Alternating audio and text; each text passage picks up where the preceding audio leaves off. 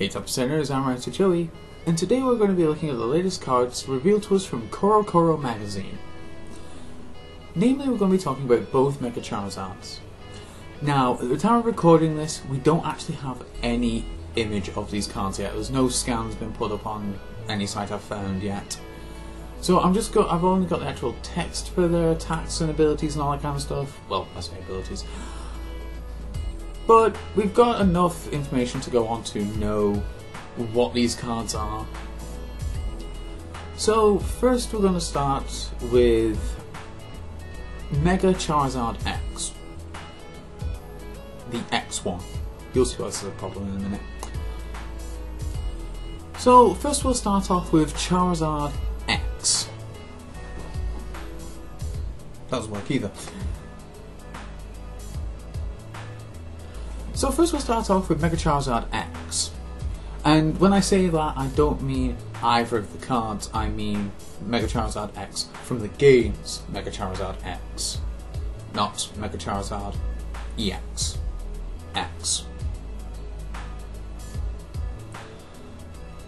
This isn't making any sense at all, is it? Now, this is the first problem I saw with these cards when we first had the text given to us, actually. The whole fact that we have no way to actually properly refer to them. I mean, you can't just say Mega Charizard Y, Mega Charizard X. Well, you can say Mega Charizard Y, but if you say Mega Charizard X, do you mean both of them? Do you mean either of them? You can't even turn around and say Charizard X, because, well, X. EX.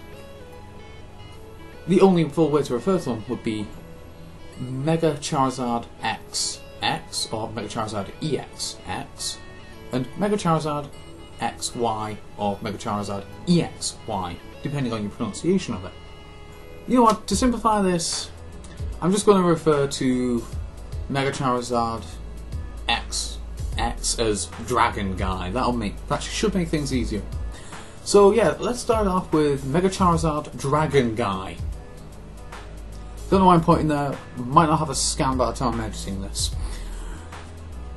Now, he has the standard Mega Evolution clause. When you Mega Evolve Charizard X into Dragon Guy, you end your turn right there and then. It's a Dragon type, which was kind of expected. We were expecting one to be Fire, the other one to be Dragon, seeing as Charizard got the type change when it Mega Evolved into Charizard X. Along with its Dragon type, we also now have our first card that's weak to Fairy. It has a 2x weakness to Fairy, no resistance, and a retreat cost of 3. So already looking kind of heavy.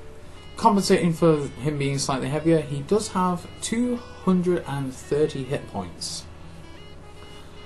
So I can quite easily see him living an attack or two unless you're against a Xerneas X. Now to get onto his attack. Now both Mega Charizards have a similar kind of attack. Dragon Guy is more specific on his cost.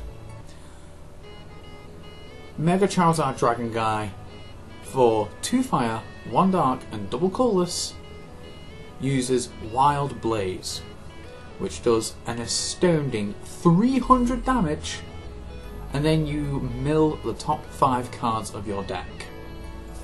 So you're pretty much guaranteed to knock anything out.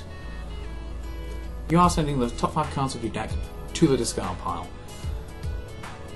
I don't know how well that's going to actually hurt or help this deck. It could be amazing for it, it could be kind of bad for it. All depends on what gets discarded and whether you need to recover. Do you discard have you discarded your recovery cards and do you need them? On the flip side, Mega Charizard XY, the non-Dragon Guy,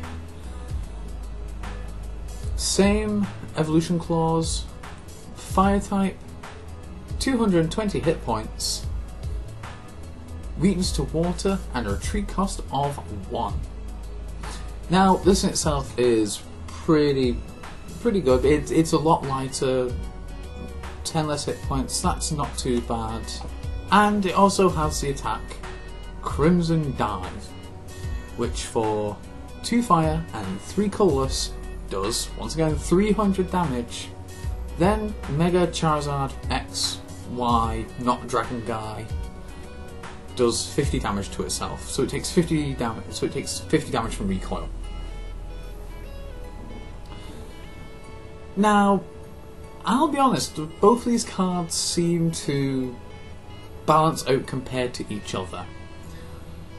Dragon Guy doesn't inhibit his own survivability. He doesn't say, I'm going to take 50 damage and make myself effectively a regular X, and then next time I'll do it on, oh, I'm just a big basic, and by that point you're pretty much knocked out. Whereas Mega Charizard XY non-Dragon Guy, he turns around and says, oh, well, I'm taking this recoil damage, but your deck is safe. You're not milling any cards away, you're not minusing your deck, and you don't stand a chance of losing recovery cards or, you know, cards you'll need to basically make a comeback if you do lose your Mega. Now, the biggest problem I have with either of these cards is actually their energy cost. I mean, yeah, they are turning around and say, let's do 300 damage, and I'll be honest, yeah, 300 damage, that is, there's no other word for it, it is huge. We've never had an attack that does 300 damage before. I think the old cap used to be 250 as a marked number. Now we've actually got an attack that says 300, that's your static damage. That's what you're working, that's your base number to work with. There's none of this, oh, well, flip coins and 50 times each and you can get 6 and you can do 300 that way. This is a case of, we've got the energy on board, yes, 300. There you go. That's as plain and simple as it is, and really, as I said, they both balance out really well on each other, both Dragon Guy and non-Dragon Guy. They both guarantee to knock something out, but the energy cost is, it's 5 energies. Obviously everyone's going to jump on Emboar for this. It's people are going to see if they can use this as a more static version of Rayquaza Emboar. So basically, put a load of fire energy down, swing for a big number. I don't have to discard my energy, so I don't have to focus on the recovery engine as much. Now the big problem with that is mostly, well, depending on what option you go for, depends on what kind of problems you have to deal with. If you're going for Dragon Guy, well, Xerneas has just come onto the scene. Xerneas hits you for 280 with its X-Blast. You're not surviving more than a turn there. And that can kind of really inhibit your progress. 5 energies on one guy, you've just lost 2 prizes, and Dragon Guy was your key attacker, so yeah, you've kind of sunk yourself. Whereas on the flip side of that, Charizard Y, the non-Dragon Guy, he doesn't require Dark Energy, but he's weak to Keldeo. Keldeo Blastoise does come in and just say, okay, put 3 energies onto Keldeo. There you go. Keldeo doesn't have to invest beyond the bare minimum. And sure, we have Hard Charm now, we have something to buff the damage. Keldeo can just invest 1 extra energy, swings for 240, no sorry, it's not 240, swings for 260, Hard Charm buffers that down to 240, that's still more damage than you have hit points. And yeah, sure, okay. Those are 2 separate matchups for 2 different Megas, and okay, Mega Charizard X, Dragon Guy, he can hold his own against Keldeo, and Mega Charizard not Dragon Guy can hold its own against Xerneas. Maybe you could put them both in the same deck? I don't know. I have to see whether the M itself is part of the name, like the term X is. Because right now I'm looking at the way they've typed it up on I'm actually on Pokebeach right now. I'm actually looking at how they typed it up, and right now it's M space Charizard -X.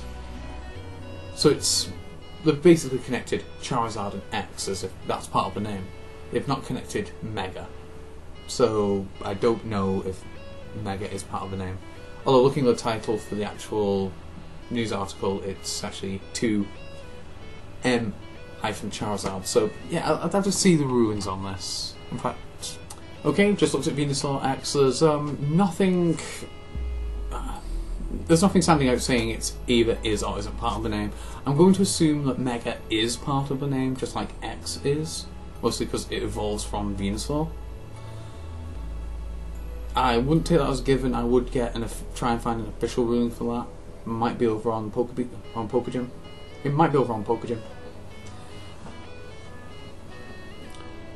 So yeah, that could be one way of making this deck work. Actually running both Dragon Guy and non-Dragon Guy in the same deck alongside each other. Effectively, they can both effectively make use of the Emboar engine. They can both swing for the same amount of damage. I don't know how consistent the deck would be. As I said, we've had these